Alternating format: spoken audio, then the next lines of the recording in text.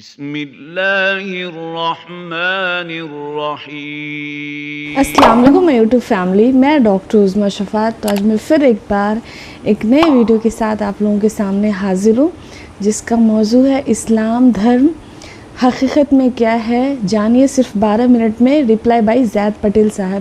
تو امید کرتی ہوں ویڈیو آپ لوگوں کو پسند آئے گی اور لاسٹ تک ویڈیو میں بنے رہنا، کیونکہ 12 منٹ آپ کو بس دینا ہے اس ویڈیو میں۔ اگر آپ کو محبت ہو، نفرت ہو، جو بھی ہو اسلام دھرم سے، لیکن آپ اس کو سمجھیں، صرف اپنا 12 منٹ بس دینا ہے۔ انشاءاللہ آپ لوگوں کو ویڈیو اچھی لگے گی۔ اور تو پھر چلتے ہیں دین کی باتیں ساتھ میں سیکھتے ہیں۔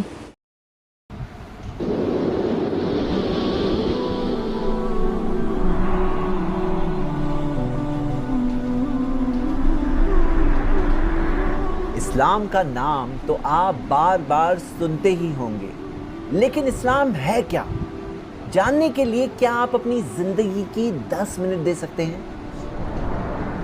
اسلام سے چاہے آپ محبت کرتے ہوں یا چاہے آپ نفرت کرتے ہوں، دونوں کے لیے اسلام کیا ہے جاننا ضروری ہے۔ اگر آپ جاننا چاہتے ہیں آپ کی زندگی کا مقصد کیا ہے، اگر آپ جاننا چاہتے ہیں کہ آپ کا مالک کریٹر کون ہے اور اصل ریئل کامیابی کسے کہتے ہیں، تو آپ کو اس ویڈیو کو اینڈنگ تک ضرور دیکھنا چاہیے۔ اسلام میں ون گاڈ کا کنسیپٹ، اسلام کہتا ہے کہ سب کا مالک پالنہار ایک ہی ہے۔ آپ سوچیں، ہم سب میں ایک ہی خون دوڑتا ہے، ایک ہی زمین پہ رہتے ہیں، ایک ہی آسمان ہم سب کے اوپر ہے، تو ہم انسانوں کا مالک بھی تو ایک ہی ہے۔ پوری کائنات یونیورس کا بنانے والا ایک ہی ہے، وہی ہے ہر چیز کا مالک۔ آپ سوچو، ایک چھوٹی سی گاڑی میں اگر 2 ڈرائیورز ہو جائیں تو ہر چیز درہم برہم ہو جائے گی۔ اس کائنات میں اگر ایک سے زیادہ چلانے والے ہوتے تو پورا کنفیوژن ہو جاتا۔ اسلام کہتا ہے کہ اس پالنہار کے جیسا کوئی نہیں ہے۔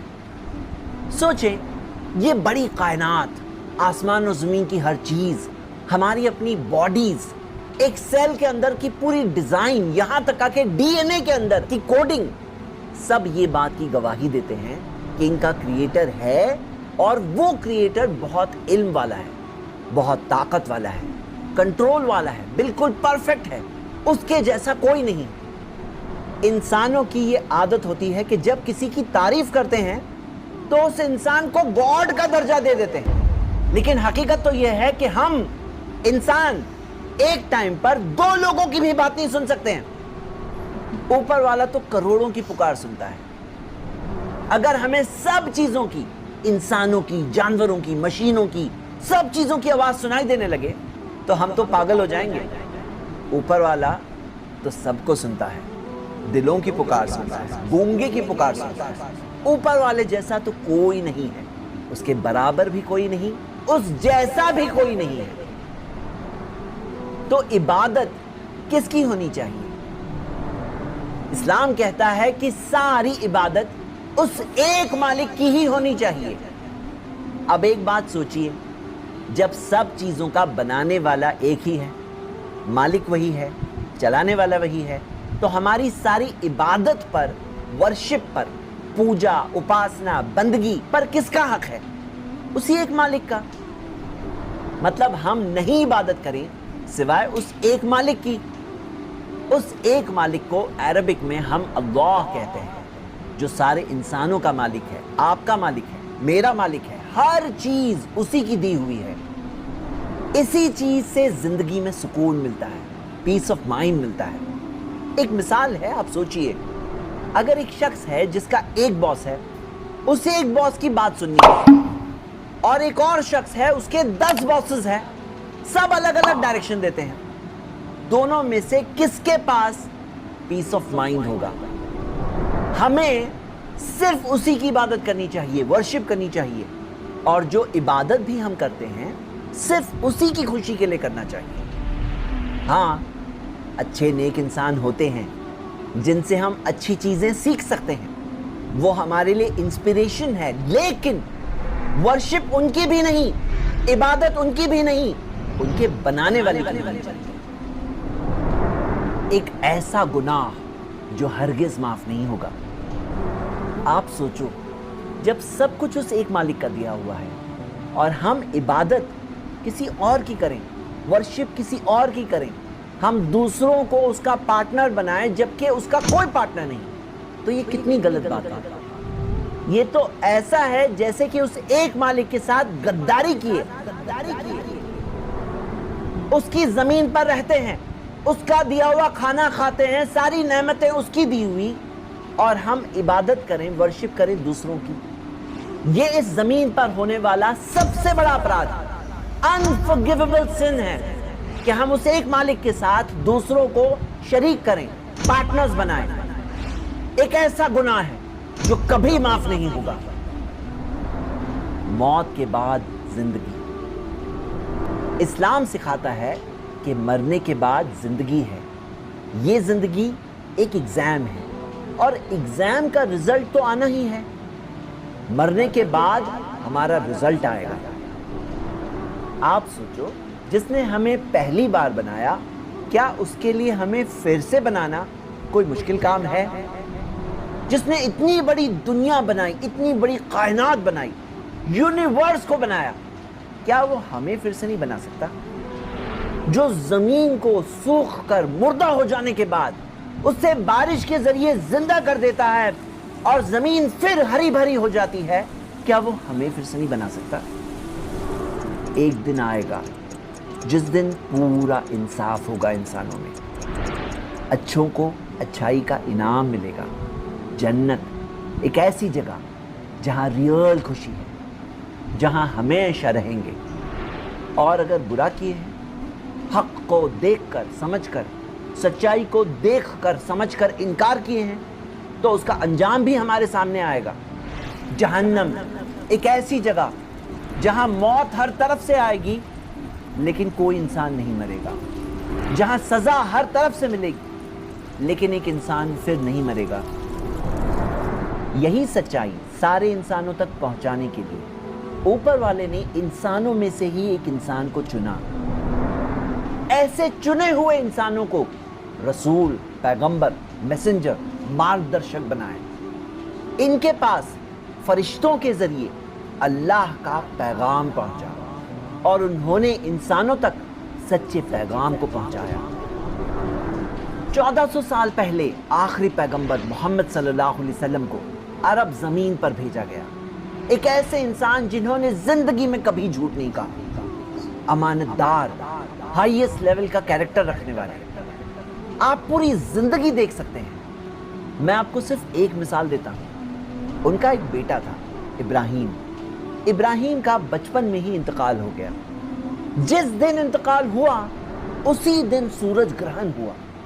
لوگ کہنے لگے کہ یہ سورج گرہن ابراہیم کی ہی موت کی وجہ سے ہوا ہے، سورج شوق میں ہے۔ سوچو، اگر کوئی جھوٹا انسان ہوتا تو ایسے موقع کو کیا جانے دیتا؟ اپنی بڑائی ثابت کرنے کے لیے یہ بات کہتا کہ ہاں سورج میرے بیٹے کے انتقال پر گرہن کر رہا ہے، اور اپنی بڑائی ضرور ثابت کرتا۔ لیکن محمد صلی اللہ علیہ وسلم اللہ کے سچے رسول ہیں۔ انہوں نے لوگوں کے غلط بلیف کو کریکٹ کرتے ہوئے کہا کہ سورج اور چاند گرہن نہیں کرتے کسی کی موت کی وجہ سے، نہ کسی کی زندگی کی وجہ سے۔ انہوں نے خود کی یا کسی اور انسان یا پتھر کی ورشپ، عبادت کی طرف نہیں بلایا۔ انہوں نے انسانوں کو صرف ایک مالک اللہ کی ورشپ کرنے کا کہا۔ خود تو انہوں نے بہت ہی کم، منیمم سے گزارا کیا، لیکن دنیا میں ایک بہت بڑا چینج لایا کہ آج تک ان کی ٹیچنگز کا اثر 200 کروڑ سے زیادہ مسلمان محسوس کرتے ہیں، اور انسانوں میں سب سے زیادہ محبت انہی سے کرتے ہیں۔ انہیں جو سب سے بڑا پروف دیا گیا ان کے پروفیٹہڈ کا، وہ ایک کتاب ہے قرآن۔ قرآن میں یہی پیور پیغام دیا گیا ہے کہ صرف ایک مالک ہے اور ہم سب کو صرف اسی کی عبادت کرنی چاہیے۔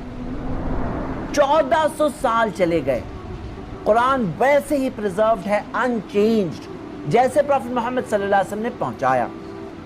اس کتاب میں 24 جگہوں پہ دیا ہے کہ تم اپنی عقل استعمال کرو، لعلکم تعقلون یا افلا تعقلون۔ ایک کتاب جس کی آیتیں ورسز 23 سال کی مدت میں سچویشنز کے اعتبار سے اوپر والے کی طرف سے آئی، لیکن پھر بھی ایسی کوئی بھی 2 آیتیں نہیں ہیں جو آپس میں ایک دوسرے سے ٹکراتی ہیں۔ ایسی کئی چیزیں ہیں جو سائنس کو تو بعد میں پتا چلا، لیکن قرآن میں 1400 سال پہلے سے لکھی ہوئی ہے۔ ایسے ایونٹس ہیں ان نون ہسٹری کے جو بعد میں ڈسکور ہوئے لیکن قرآن میں پہلے سے دیے ہوئے ہیں۔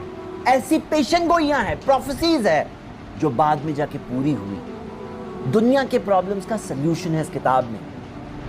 قرآن نے دیا ہے ھذا بلاغ للناس، یہ انسانوں کے لیے پیغام ہے۔ یہ پیغام میں نے آپ تک پہنچایا۔ فائنلی ہم سب کو اسی مالک کے پاس واپس لوٹ کر جانا ہے جس نے ہمیں بنایا۔ یہ وہ ریالٹیز ہے جس سے کوئی بھی انسان اگر اوپن مائنڈ سے سوچے تو آسانی سے سمجھ سکتا ہے۔ انسانوں کا مالک ایک ہی ہے، ہماری ساری عبادت ورشپ اسی کے لیے ہونی چاہیے۔ مرنے کے بعد زندگی ہے، ایگزام کا رزلٹ یقیناً آنے والا ہے۔ پروفٹ محمد صلی اللہ علیہ وسلم سچے میسنجر اللہ کے آ چکے ہیں۔ قرآن انسانوں کے لیے مالک کی طرف سے کتاب ہے رہنمائی کے لیے۔ میں آپ کو دعوت دیتا ہوں کہ آپ ان ریالٹیز کو قبول کریں۔ اوپر والے کا ہم سب پر بہت بڑا احسان ہے۔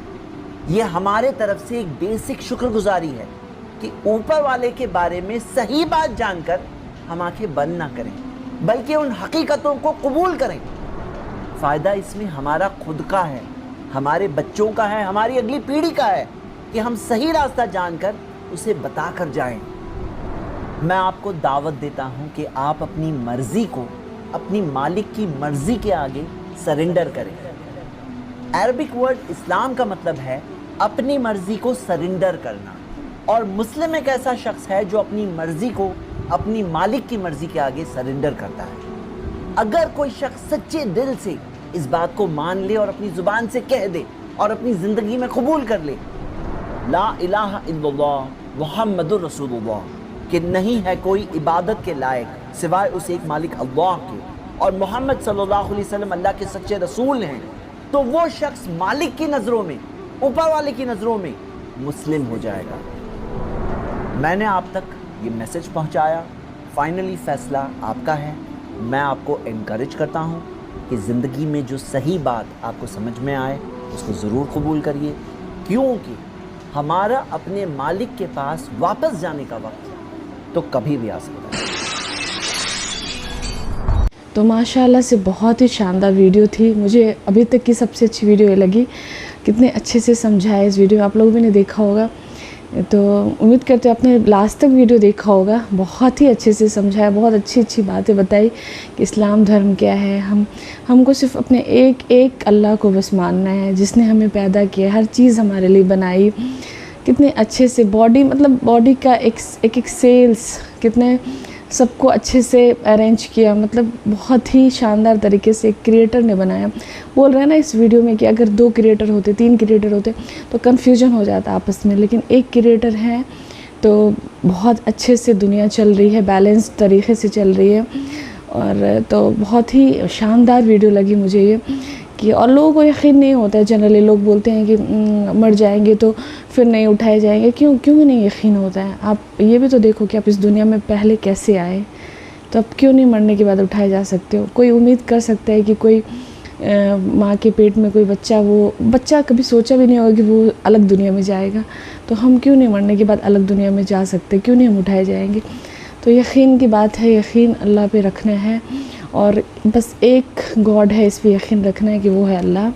تو امید کرتے ہیں آپ لوگوں کو ویڈیو پسند آئی ہوگی۔ اگر ویڈیو اچھی لگی ہے تو ہمارے چینل کو زیادہ سے زیادہ سبسکرائب کریں، ویڈیو کو شیئر کریں، لائک کریں، کمنٹ کریں، اور ہاں کمنٹ میں ضرور بتائیں کہ میں نیکسٹ ویڈیو کس ٹاپک پہ بناؤں۔ تو پھر جلد ہی ملتا ہے انشاءاللہ نیکسٹ ویڈیو کے ساتھ، تب تک کے لیے اللہ حافظ۔